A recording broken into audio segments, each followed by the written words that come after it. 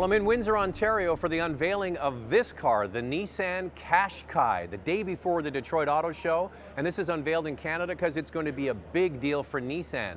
You might not know, but the Rogue is Nissan's best seller, and Canadians are flocking towards small utility vehicles. So what did Nissan decide to do? Bring the European Qashqai here to Canada. It's based on that Rogue platform, but it's just a little bit smaller and competing in that sort of compact to subcompact utility space. We've actually had a chance to drive it over in the UK, kind of got a sneak peek before everybody else. So we're going to find out more about that. But first of all, what makes this vehicle unique is the fact that it's going to be available with a lot of great standard features, like heated seats come standard equipment in Canada. You're also going to be able to get a heated steering wheel, a backup camera comes standard, and a remote start is optional as well. And of course, all-wheel drive for our Canadian marketplace. Now, some markets are going to like the 6-speed manual transmission. That goes to the front wheels only. If you want all-wheel drive, you get the continuously variable transmission. But we're here talking about Qashqai. First of all, what does Qashqai mean?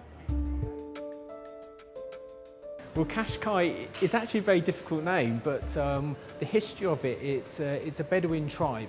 And this Bedouin tribe are nomadics. You know, it epitomizes the adventure. It was a risk to start with, but actually it's been a great success, and you know, I think it's a fantastic name for this car.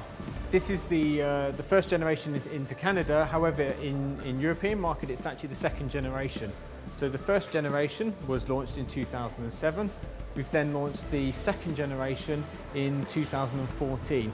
And this car was kind of like the difficult second album. It was the evolution of that first generation, taking on board the key strengths that we had off the model, but also improving the things that maybe customers rejected the car for and maybe didn't like. So we really improved those items on the car. We took the one big wow of the first generation and improved 100 wows on the second generation. Now, as I mentioned, this is based on the smaller version of the Rogue, but it is a nice size. When you look at a competitive set, say the Honda HR-V, this vehicle is bigger. You notice it in the wheelbase, you notice it in the back seat. Sure, this is a small vehicle, it's not going to be perfect for a family. Families will probably want to get the Rogue, but the cargo space around the back is very functional. So bigger than most of its competitive set, nicely spaced between those vehicles and the larger Rogue. Now, as I mentioned, we had an exclusive sneak peek of this Qashqai in the UK. I wasn't able to go, so Brian Chow went. So looking at his competitive set, does it feel a little bigger? It does. It feels big. You ride higher, but it's a perfect size for the urban environment. Like you can do really tight U-turns. Right. You know, if you live in the Parking. city, things like that. I think it's going to do very well. Now, what about the 140 horsepower? And you had a CVT or a manual? I had a CVT. Right. And 140 horsepower, more than enough for it. Of course, I'd like to have more power. Sure. Who doesn't? Yeah, but you know what? I think for the average person, they'd take that trade-off for fuel economy. What I'm impressed looking at this static model, the interior is beautiful. And this is a vehicle that's small. It's quite premium. You don't really have any compromises being that it's small. In the Canadian market, especially with the all-wheel drive, I think it's going to do very well. Yeah, too bad I didn't get a chance to drive it. Your loss, my gain. It all started in 2007 when we launched the first generation, and we saw a gap in the market and a gap in customer needs as well.